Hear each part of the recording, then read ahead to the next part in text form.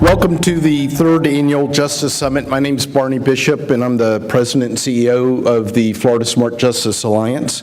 We're happy to have you here in Central Florida. And we're excited because we've got 53 top-notch speakers who are experts in their fields that will be sharing with you what works and what doesn't. Over the next 2.5 days, we're going to explore evidence-based solutions which provide documented successes, and these are the type of policies that we in the Florida Smart Justice Alliance believe need to be put into place by the legislature. But first, allow me, please, to tell you a little bit about the Smart Justice Alliance itself. We were founded almost 8 years ago after a plan was uncovered in which the Florida Department of Corrections was going to build 23 new prisons around the state. We didn't have the money to build them then, so then Governor Charlie Crist proposed bonding them for the construction cost. And each prison would have cost about $100 million to build and about $50 million to staff. And the total cost of those bonds would have been $2 billion for the state of Florida. With the help of Florida Tax Watch, we were able to derail this bad idea. Not because building prisons is not unwarranted, but that the cost was too high, and perhaps there was a better way to face the problem of increasing incarceration. Thus, the concept of smart justice was born. To be clear, I want to be crystal clear, smart justice is not about being soft on crime. To the contrary, we demand accountability for anyone that breaks the law, especially violent felons. However, in our haste to lock up criminals, we should take heed to differentiate between those that are truly a danger to themselves or to us and those that are not. In fact, interestingly, he's here today. This morning, I didn't know I'd see him, but Senator Greg Evers, the Republican chairman of the Senate Criminal Justice Committee, said it best 2 weeks ago in his committee meeting, that there are those that we are afraid of and that those that we are mad at. I thought that was a great way to put it. And that succinct difference is what smart justice is all about. And if we can implement policies about those that we are mad at, then we have the potential of implementing more intelligent policies that will provide taxpayers with the outcomes that they're entitled to. And those outcomes are lower recidivism and fewer future crime victims. So smart justice is about supporting the death penalty, the 85% rule, 10-20 life. We want to support anything that will enhance public safety, and that includes tougher punishment for violent criminals. In fact, we believe that taxpayers should spend fewer dollars on felons who are serving long terms or life terms in prison and concentrate more on felons that will be cycling in and out of prison, because we have to address their underlying issues. Department of Corrections Secretary Michael Cruz testified last year during the 2013 legislative session, and he said this: 87% of everybody that is in a Florida prison today will be out in 5 years. 87% of everybody in prison today will be out in 5 years. That's a remarkable number, but it's also a scary number. Why? Because right now, Florida only treats 23% of all the inmates that ever leave prison. Think about that for a moment.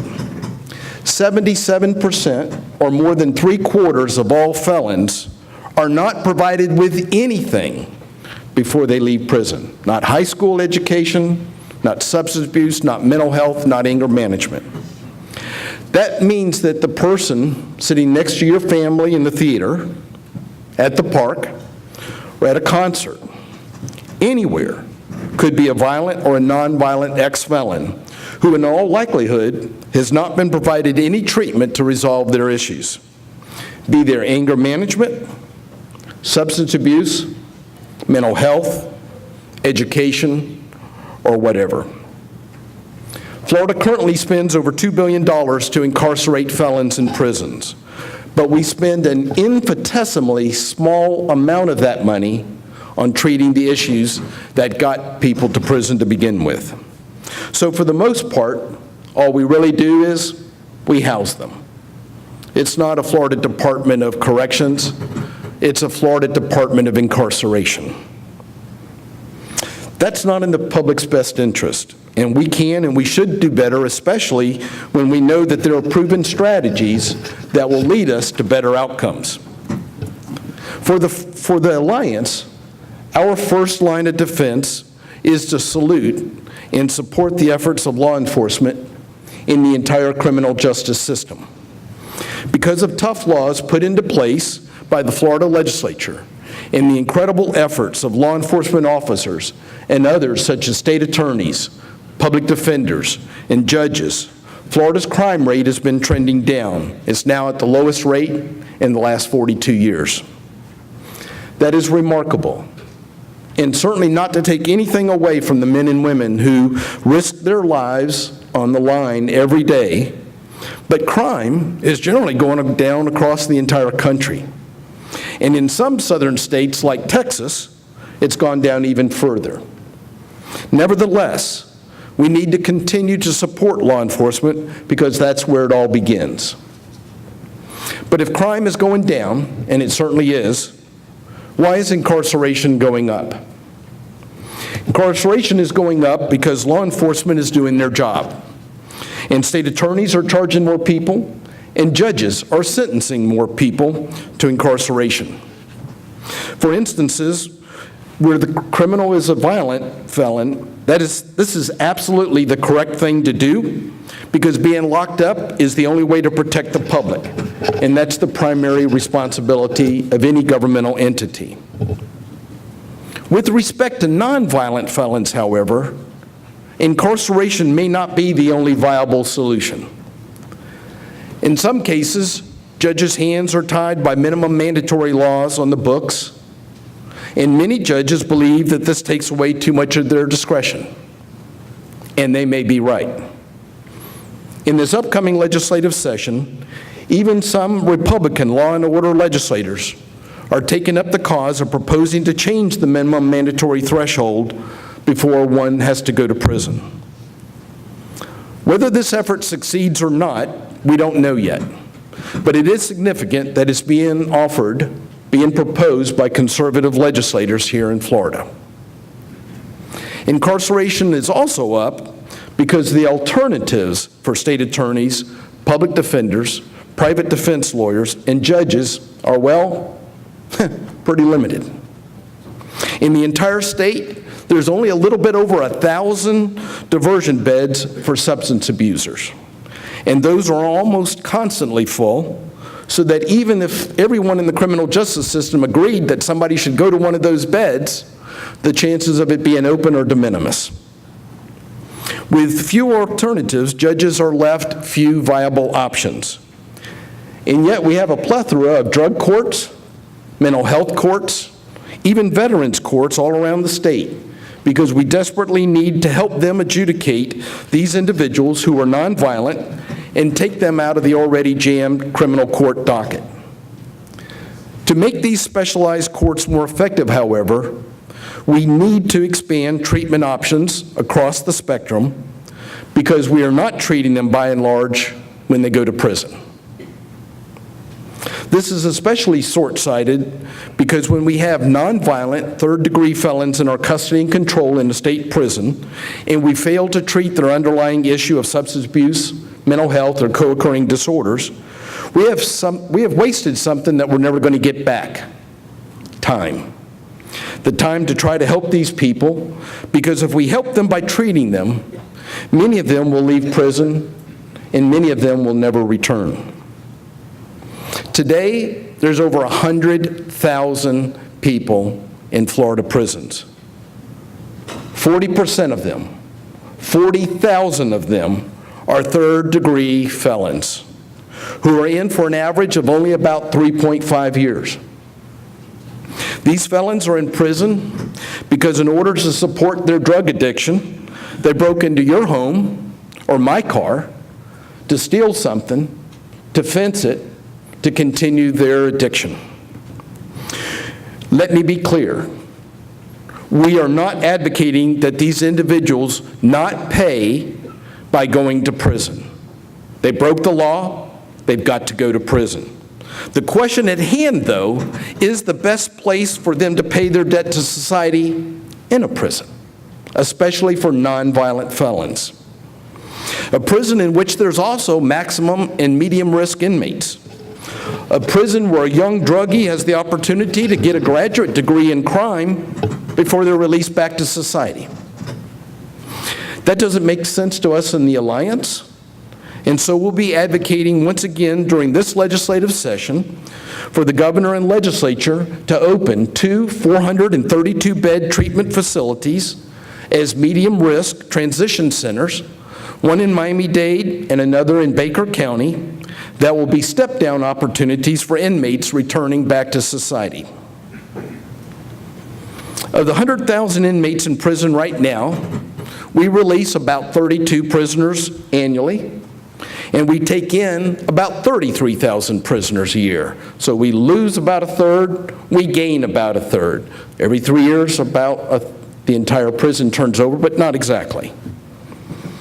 Of the third that leave, again, we only treat 23%.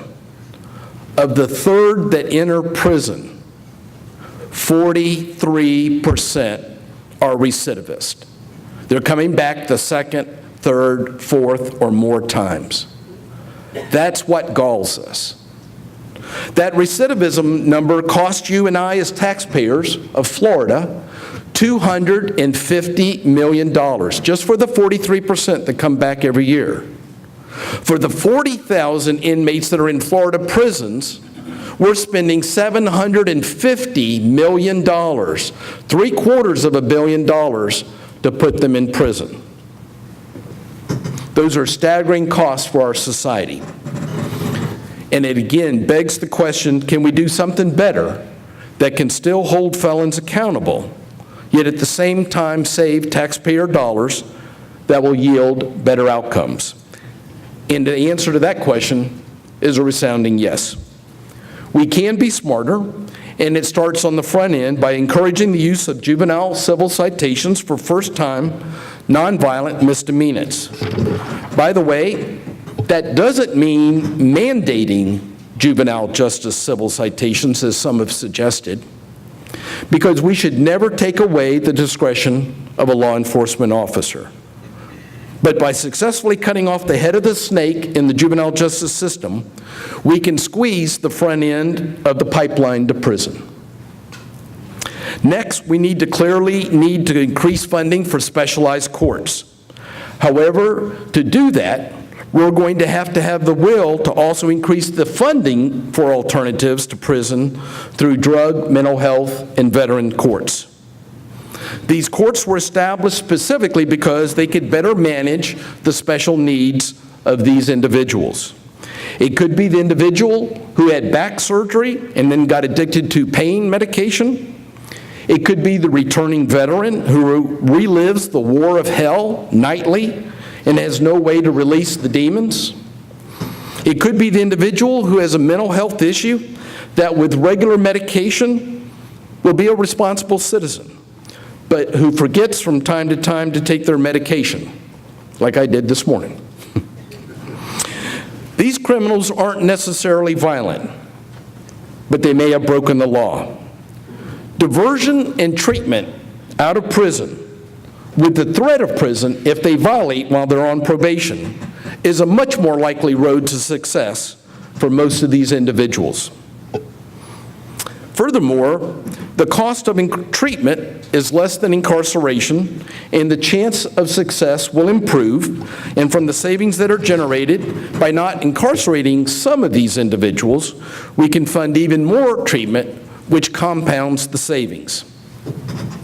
Many, of course, will deride that and say that the cost of treatment isn't much less than the cost of incarceration. But what they forget to put in the equation is the cost of building the prison bed. It is significant. Reinvestment grants, where the state matches funding with local government, has been a shining example where innovation at the local level should be applauded and should be expanded and replicated. It may not work everywhere, but wherever it does work, it has the potential of less criminal conduct. Treatment in prison is no longer an option. It is a necessity because otherwise we're wasting precious tax dollars at a time when every dollar counts. We must provide more funding for treatment of drug abuse and mental health to inmates in our prisons. While we will certainly not be successful in every individual case, for many of them, we can be successful, and that means fewer people coming back to prison. Recidivism clearly is our enemy, because quite simply it means that we failed. We failed to correct someone's behavior while we had them in our custody and control. And when we have them for years, it really doesn't make sense that we don't try to make sure that every one of them gets a high school diploma. Because that high school diploma can lead to a job after prison. And a job is going to be the best precursor to somebody not becoming a criminal again. Recidivism is also very scary. We know intuitively that we don't catch the ex-felons after they commit their first crime. We probably don't catch them until they commit about the fifth or sixth crime. And that means that there's multiple crime victims. Moreover, the one-time nonviolent felon may now become a violent felon, and the consequences to public safety are even more significant in that case. Now the life of an innocent victim has been impacted, and yet we could have done more. Incarceration is up, and we all know why. It's because we need to do better. We need to understand the old saying that an ounce of prevention is worth a pound of cure, and it's prophetic. And that if we're willing to commit additional resources on the front end of the juvenile justice system, on the front end of the behavioral health care system, on prison education, on reentry, transition, reentry programs, then we have every chance to bring the crime rate down even more. That's right. We know that crime is down, and we thank our law enforcement officers for that happening in our state. So when the question arises, as it invariably does, why would we want to do anything different than what we're doing right now? Because it's obviously working. And the answer would be wonderful if crime came down even further, even faster. Wouldn't it be wonderful if we had fewer crime victims? Wouldn't it be wonderful if the governor and the legislature would treat more felons so that fewer of them come back to prison? Wouldn't it be wonderful if the eventual savings from even less crime could be plowed back into education and health care for the young and the elderly? Anything is possible, but what we need are policymakers who are willing to go and take on the status quo and say that we can and that we will do better. Republican Chairman of the House Judiciary Committee, Representative Dennis Baxley, who will be with us here on Wednesday morning, who's the first non-lawyer of the House Judiciary Committee, perhaps ever, has challenged the system to do something different so that the outcomes will be better. Let me close by saying that Florida has a growing number of both Republican and Democratic legislators who recognize that business in the usual way is not necessarily the best way. We are perhaps on the cusp, after an 8-year effort, to secure state-issued identification cards for all Florida-born inmates leaving Florida prisons. This has the potential of lowering the rate of crime even further because I said before, a job is a significant precursor for a non-recidivist. But it will take time, It will take much more, because if we don't commit to increasing the resources in substance abuse, mental health, and juvenile justice, then it's all going to be for naught. Crime will continue to go down percentage-wise, but the number of crime victims will continue to actually go up. And so will our prisons, and the cost of that security will be less dollars for the inherent needs that all of us yearn for.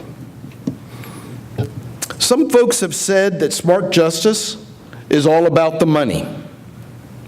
Follow the money. I couldn't agree with them more. Indeed, follow the money.